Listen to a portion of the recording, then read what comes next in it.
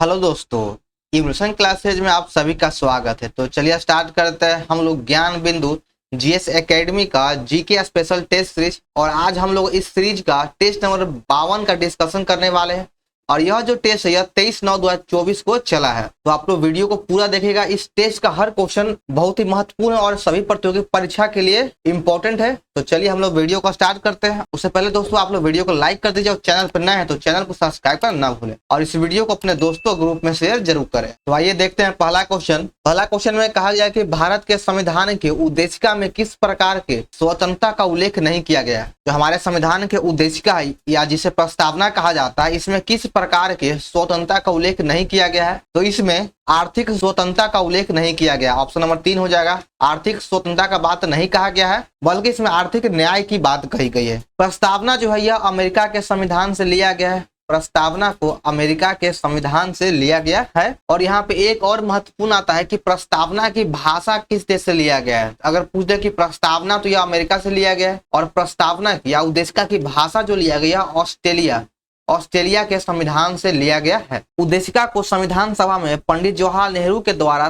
13 दिसंबर 1946 को पेश किया गया था और यह 22 जनवरी 1947 को संविधान सभा के द्वारा इसे प्रस्ताव को पास कर दिया गया था। चलिए आगे बढ़ते हैं। स्वतंत्र भारत के संविधान सभा के प्रथम अध्यक्ष कौन थे। तो स्वतंत्र भारत के संविधान सभा के प्रथम अध्यक्ष डॉक्टर राजेंद्र प्रसाद थे। 4 नंबर सही हो जाएगा। अगर पूछे कि संविधान सभा का गठन कब किया गया तो संविधान सभा का गठन जुलाई 1946 में किया गया था। जुलाई 1946 में इसका गठन किया गया। इसमें कुल 389 सदस्य था।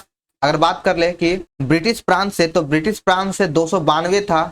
4 चीफ कमिश्नर था और 93 जो मेंबर ये देसी रियासत से था। और इस संविधान सभा में 15 महिला सदस्य भी थी। चलिए आगे बढ़ते हैं कि भारतीय संविधान में अनुच्छेद 35A किस वर्ष जोड़ा गया था। जो अनुच्छेद 35 का ए और अनुच्छेद 370 इन दोनों का संबंध जम्मू कश्मीर से है, जो वर्तमान में इसे निरस्त कर दिया गया है। लेकिन 35 का ए उस संविधान में 1954 ईस्वी में जोड़ा गया था। 2 नंबर सही हो जाएगा 1954। आगे देखिए सूची 1 और 2 को मिलान करना है। अनुच्छेद 324 का संबंध हो जाएगा निर्वाचन आयोग से। 4 नंबर हो जाएगा। वही ऑप्शन ढूंढते हैं कि 1 का 4 कहाँ है। देखिए आपका ऑप्शन 4 सही होगा। अनुच्छेद 315 का संबंध हो जाएगा लोक सेवा आयोग से। अनुच्छेद 280 का संबंध वित्त आयोग से है और अनुच्छेद 338 में राष्ट्रीय अनुसूचित जाति आयोग का गठन के बारे में बताया गया है। तो 4 का ऑप्शन नंबर डी सही है। आगे है कि डैश वर्ष 1949 में भारत का हिस्सा बना, यानी कौन सा राज्य है जो 1949 में भारत का हिस्सा बना है। तो सही आंसर हो जाएगा ऑप्शन डी त्रिपुरा। त्रिपुरा 1949 में भारत का हिस्सा बना था और इसे यूटी बना दिया गया 1956 में और इसे पूर्ण राज्य का दर्जा दिया गया था 1972 ईस्वी में। इसको पूर्ण राज्य का दर्जा दिया गया। कोई भी व्यक्ति जो समानतः भारत में कितने साल तक रहा हो या प्राकृतिकरण के द्वारा भारतीय नागरिकता प्राप्त कर सकता है, कितने साल रहने के बाद वह प्राकृतिकरण के द्वारा भारतीय नागरिकता प्राप्त कर सकता है। तो ऑप्शन हो जाएगा ऑप्शन नंबर डी 12 साल या फिर कहीं 14 साल भी देता है। जो भी ऑप्शन हो उसके अकॉर्डिंग देख लीजिए। भारतीय संविधान में किस याचिका का अर्थ है कि सूचित होना या प्रमाणित होना, यह किसका अर्थ है। तो देखिए हमारे सुप्रीम कोर्ट के द्वारा 5 प्रकार के रिट जारी किया जाता है या फिर हाई कोर्ट के द्वारा भी 5 प्रकार के रिट जारी किया जाता है। तो उन सभी में से सूचित या प्रमाणित करना किसका मतलब होता है। तो सही आंसर हो जाएगा ऑप्शन नंबर डी उत्प्रेषण। निषेध का अर्थ होता है कि आपको किसी को रोक लगाना। अधिकार पृच्छ होता है। अधिकार पृच्छ मतलब किस अधिकार से और बंदी प्रत्यक्षीकरण सशरीर प्रस्तुत करना। भारत के संविधान में कितने मूलभूत कर्तव्य निहित है। वर्तमान में भारत के संविधान में 11 मूल कर्तव्य है। ऑप्शन ए हो जाएगा। और ये जो 11वां मूल कर्तव्य है वह 86वां संविधान संशोधन 2002 के द्वारा जोड़ा गया है। आगे देखिए 9 नंबर, इसमें कहा गया कि निम्नलिखित कथनों पर विचार कीजिए। भारत का राष्ट्रपति ऐसे स्थान पर जिसे वह ठीक समझे संसद का सत्र आहूत कर सकता है। क्या यह बात सही है। तो हाँ ये बिल्कुल सही है। राष्ट्रपति जहां चाहे वहां संसद के सत्र को आहूत कर सकता है। भारत का संविधान 1 वर्ष में संसद के 3 सत्रों का प्रावधान करता है किंतु सभी तीनों सत्र का चलाया जाना अनिवार्य नहीं है। तो बिल्कुल गलत है। चलाया जाना अनिवार्य है। 1 वर्ष में दिनों की कोई न्यूनतम संख्या निर्धारित नहीं है जब संसद का चलना आवश्यक हो। तो बिल्कुल सही है। आपका 1 और 3 दोनों सही है। वित्तीय आपातकाल के दौरान राष्ट्रपति राज्य के किस प्रकार के विधेयकों की स्वीकृति के लिए प्रस्तुत किए जाने के लिए बाध्य कर सकता है। तो 10 का सही आंसर हो जाएगा ऑप्शन नंबर बी। वित्तीय विधेयक के लिए वह बाध्य कर सकता है। 2 नंबर सही है। आगे बढ़ते हैं। 11 नंबर में कहा गया कि भीमा नदी किस नदी की सहायक नदी है? तो जो भीमा है यह कृष्णा की सहायक नदी है। 2 नंबर सही हो जाएगा। अगर कृष्णा की और सहायक नदियों की बात करें तो ये पहला हो जाएगा भीमा, उसके बाद है तुंगभद्रा, मूसी और पेनगंगा। ये तीनों चारों जो है यह कृष्णा की सहायक नदी है। भारत का कौन सा बंदरगाह पालघाट गैप के माध्यम से आंतरिक भाग से जुड़ा हुआ है? तो पालघाट जो है यह दक्षिण भारत के केरल में है। तो सही हो जाएगा ऑप्शन नंबर डी, कोचीन से जुड़ा हुआ है। ऑप्शन डी सही है। कैप्टन बेस्ट ने पुर्तगाली को किस वर्ष हराया था? कि कैप्टन बेस्ट ने पुर्तगालियों को स्वाली के युद्ध में 1612 ईस्वी में हराया था। पुर्तगाली जो था, पुर्तगाली कंपनी का स्थापना 1498 में पुर्तगाली ईस्ट इंडिया कंपनी का स्थापना किया गया। उसके बाद पुर्तगालियों ने पूरे हिंद महासागर पर कब्जा कर लिया था, जिसके चलते पुर्तगालियों का समुद्र का स्वामी कहा जाता था। और पुर्तगालियों को लगने लगा कि हमें इस समुद्र में हराने वाला कोई और नहीं, हमारे टक्कर का कोई और नहीं है। लेकिन फिर 1612 ईस्वी में गुजरात के समीप अरब सागर में कैप्टन बेस्ट ने पुर्तगालियों को स्वाली के युद्ध में हराया था। तो ऑप्शन नंबर 3 हो जाएगा 1612। भारत में आयकर की शुरुआत किसने किया? तो भारत में आयकर की शुरुआत जेम्स विल्सन के द्वारा किया गया। 2 नंबर सही है। आगे है 15 नंबर, पीली क्रांति का संबंध किससे है? तो पीली क्रांति का संबंध तिलहन का उत्पादन से है। आपका 2 नंबर सही हो जाएगा, तिलहन का उत्पादन। विदेशी मुद्रा प्रबंधन अधिनियम FEA किस वर्ष पारित किया गया है?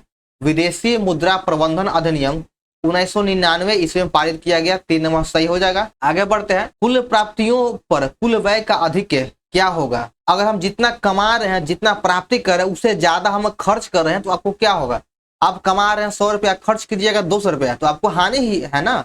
तो बस बजट का घाटा होगा कि हमें प्राप्ति कम है और जो सरकार है वह प्राप्ति कम करता है और खर्च ज्यादा कर रहा है, तो उसे बजट का घाटा हो जाएगा। तो 1 नंबर सही है। मुद्रिमन समिति डैश के कामकाज पर रिपोर्ट देने के लिए नियुक्त किया गया था। मुद्रिमन समिति का संबंध द्वैध शासन से था। 1 नंबर सही हो जाएगा, द्वैध शासन। 19 नंबर है कि भारतीय संविधान के निम्नलिखित में कौन सी अनुसूचियां और उनके प्रावधान सही मिलान नहीं, यानी किसका मिलान जो है वह गलत है? 9वीं अनुसूची में न्यायिक समीक्षा से परे है, बिल्कुल सही है। 9वीं अनुसूची में भूमि सुधार से संबंधित बात को कहा गया, या फिर न्यायिक समीक्षा भी हो जाएगा। 6ठी अनुसूची में अनुसूचित क्षेत्रों के बारे में जानकारी है, बिल्कुल गलत है। अनुसूचित जनजातीय क्षेत्रों के बारे में 5वीं अनुसूची में बताया गया है। 6ठी अनुसूची में राज्यों के बारे में बताया गया, असम, मेघालय और कुछ राज्यों के बारे में बोला गया है। 8वीं अनुसूची में 22 भाषाओं का उल्लेख है, बिल्कुल सही है। और 3री अनुसूची में शपथ के बारे में, तो आपका जो है 2 नंबर आंसर सही हो जाएगा, इसका मिलान गलत है। कालानुक्रम के अनुसार निम्नलिखित में कौन सी घटना अंत में हुई है? आइए ऑप्शन को देखते हैं। इन चारों में से कौन सा ऑप्शन है जो या घटना है जो अंत में हुआ है? तो सबसे पहले देखिए, खिलाफत आंदोलन 1919 में हुआ था। भगत सिंह को फांसी दिया गया 23 मार्च 1931 को भगत सिंह को फांसी दिया गया था। होम रूल आंदोलन 1916 ईस्वी में हुआ था।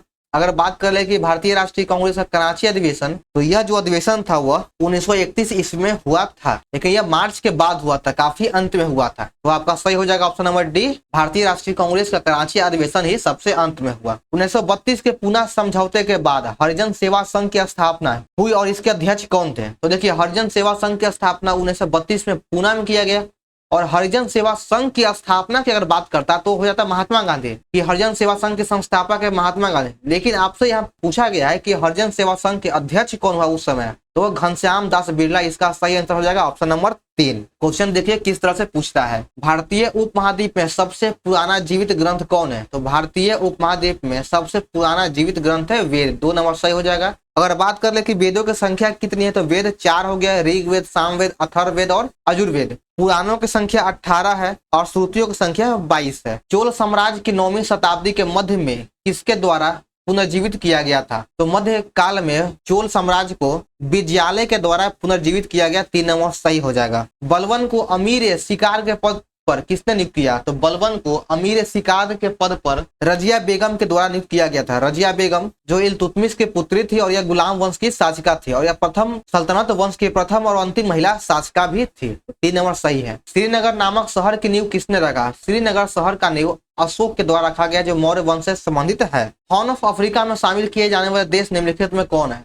हॉर्न ऑफ अफ्रीका में इथियोपिया, सोमालिया और जिबूती को शामिल किया जाता है। तो ऑप्शन 3 हो जाएगा सही उत्तर। आगे बढ़ते हैं। 27 नंबर में कहा गया कि निम्नलिखित में किसका मिलान सुमेलित नहीं यानी गलत है? माओरी जनजाति न्यूजीलैंड में पाया जाता है, बिल्कुल सही है। एमू जनजाति जापान में है, पिग्मी कांगो बेसिन में है। तो आपका ऑप्शन नंबर 2 ही गलत है कि अफरीदी जनजाति अफ्रीका में नहीं बल्कि यह पाकिस्तान और अफगानिस्तान में पाया जाता है अफरीदी जनजाति। वैसे भी एक अफरीदी करके नाम का व्यक्ति है जो खिलाड़ी है वो पाकिस्तान में है, तो आप उससे भी कोऑर्डिनेट करके याद कर सकते हैं। निम्नलिखित में किस वर्ष में इंग्लैंड में यात्री ट्रेन का प्रारंभ किया गया था? इंग्लैंड में यात्री ट्रेन की शुरुआत 1825 में किया गया था। 2 नंबर सही है। अगर यही आपसे पूछा कि भारत में ट्रेन का शुरुआत कब किया गया तो आंसर हो जाएगा 16 अप्रैल 1953 और यह लॉर्ड डलहौजी के कार्यकाल में किया गया था। निम्न में किस जलमार्ग का आर्थिक तथा युद्ध नीतिक महत्व अधिक है? किस जलमार्ग का जो आर्थिक और युद्ध के दृष्टि से सबसे अधिक महत्वपूर्ण है? तो 29 का सही आंसर हो जाएगा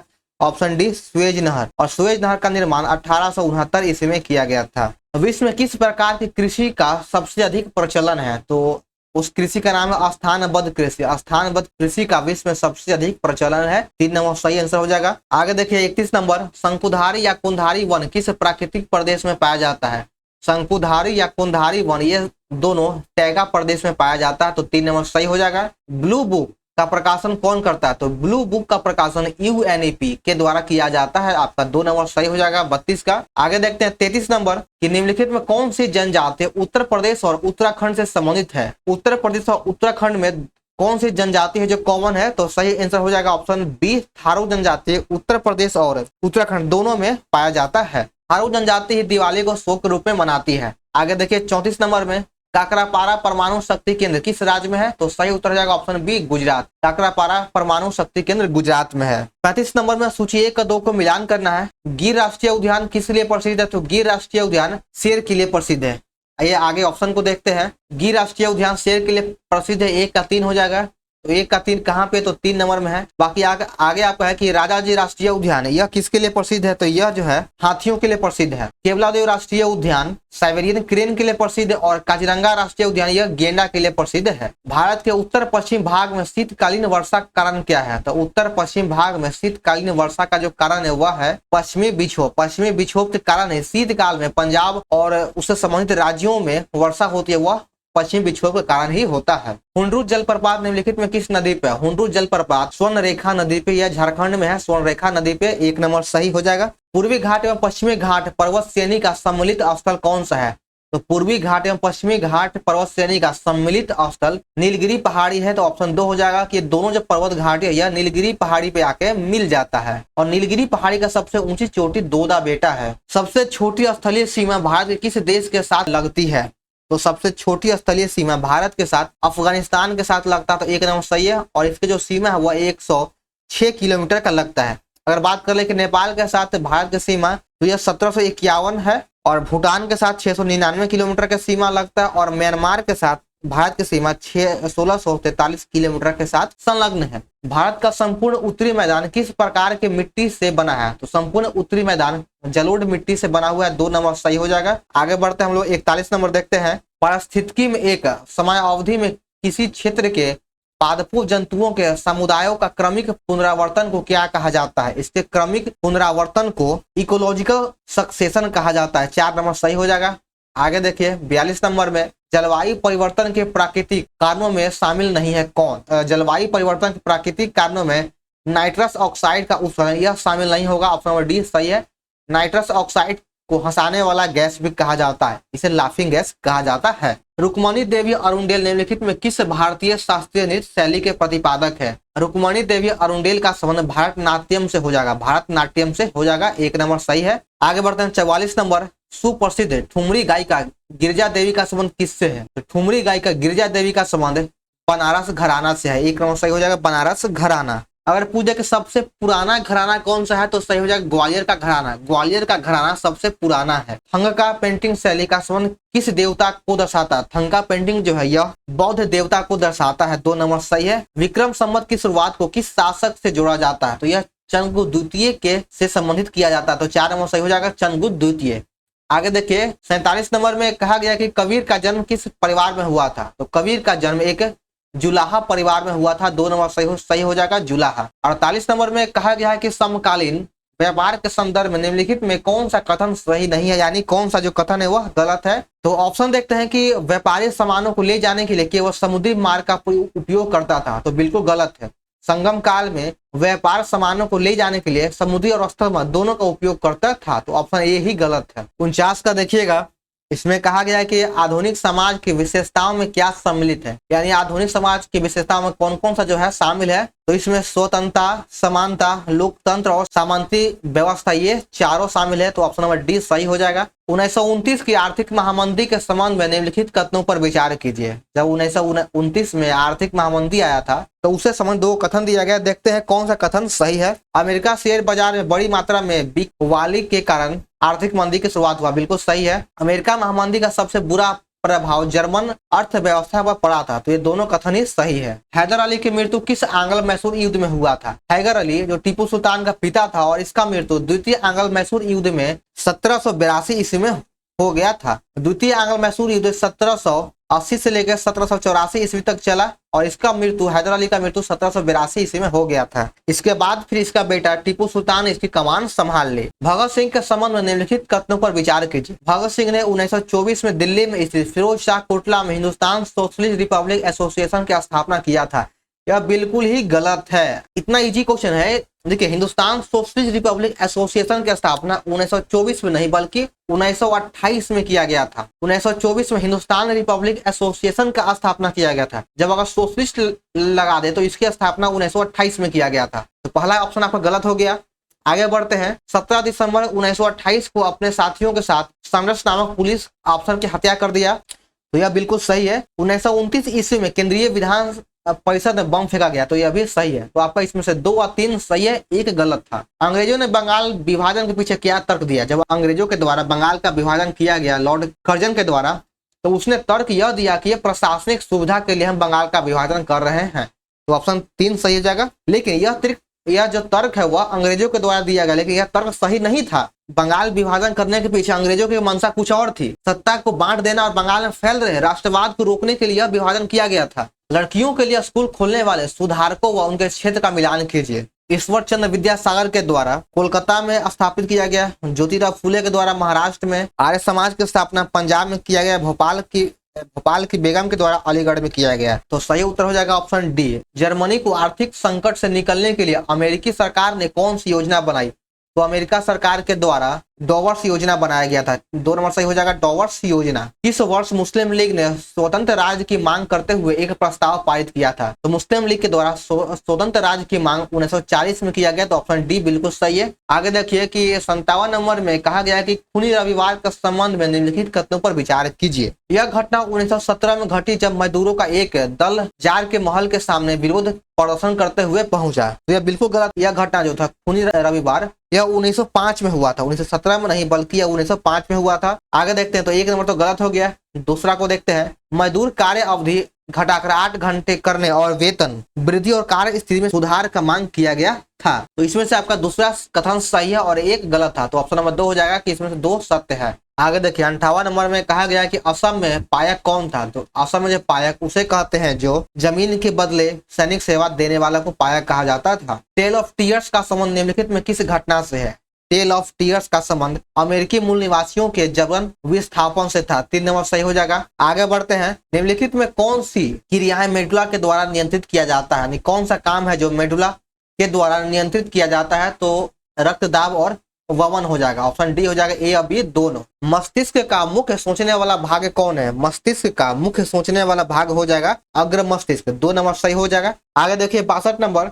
निम्नलिखित में कौन वसा का वहन करता है? वसा का वहन लसिका के द्वारा किया जाता है। 2 नंबर सही हो जाएगा, लसिका। ग्लूकोज पाइरुवेट में विखंडन होता है कहां पर? तो ग्लूकोज पाइरुवेट में विखंडन कोशिका द्रव्य में होता है। 3 नंबर सही हो जाएगा, कोशिका द्रव्य। 64 नंबर में सूची 1 2 को मिलान करना है। एक तरफ हार्मोन दिया गया और दूसरे तरफ कहाँ पाया जाता है या फिर उसका काम क्या है यह बताया गया है। ऑक्सिन हार्मोन कोशिकाओं की लंबाई में वृद्धि के लिए है। साइटोकाइनिन हार्मोन से कोशिका का विभाजन होता है। जिब्रेलिन का कार्य है पत्तियों को मुरझाना और एब्सिसिक अम्ल का हो जाएगा तने की वृद्धि में सहायता करना। तो सही आंसर हो जाएगा ऑप्शन 3। 3 4 2 1। आगे देखिए अपोहन विधि के द्वारा रक्त से निम्न में से किसको पृथक किया जाता है? अपोहन विधि के द्वारा रक्त में से किसको अलग किया जाता है? तो सही उत्तर हो जाएगा ऑप्शन 2, नाइट्रोजनी वर्जक पदार्थ को अलग किया जाता है। निम्नलिखित में कौन सा सुमेलन सही है? तो इसमें से आपका चारों सही है, तीनों कथन है जो सही है। लार, इमाइलेज, अग्नाशय, पेप्सिन, अमाशय, लाइपेज, तीनों कथन सही है।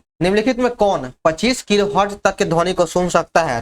तो इस ध्वनि को कुत्ता और 5 वर्ष से कम आयु के बच्चा दोनों को सुन सकता है, तो ऑप्शन नंबर 4 सही है। आगे देखिए 68 नंबर में कहा गया है कि हरी खाद्य में से किसे परिपूर्ण होता है? जो हरी खाद में नाइट्रोजन और फास्फोरस ये दोनों भरपूर मात्रा में पाया जाता है, तो 2 नंबर सही है। उष्माक्षेपी अभिक्रिया का उदाहरण कौन नहीं है? उष्माक्षेपी अभिक्रिया वैसी अभिक्रिया को जिसमें उष्मा का उत्सर्जन होता नहीं, उष्मा बाहर निकलता है। तो इसमें पूछा गया कि उष्माक्षेपी अभिक्रिया कौन नहीं है, तो सही उत्तर हो जाएगा ऑप्शन 3 बर्फ का पिघलना।